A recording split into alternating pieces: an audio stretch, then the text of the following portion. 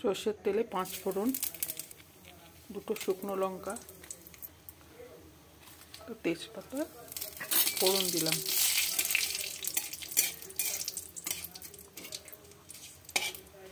আমি করছি কুমড়োর তরকারি।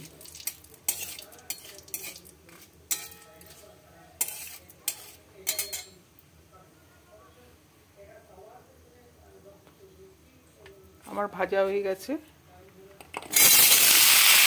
কুমড়ো, মূলো, আলু আর সজনে ডাঁটা এগুলোকে কেটে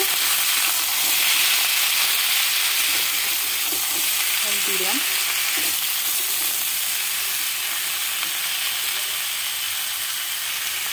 লবণ, হলুদ, চিনি। আমার একটু ভাজা ভাজা হয়েছে। এবার আদা আর কাঁচা লঙ্কা বাটা দেবো।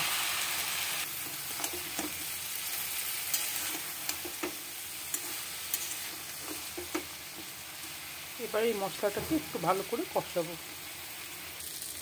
আমার কষানো হয়ে গেছে। এবার একটু জল দেবো সামান্য।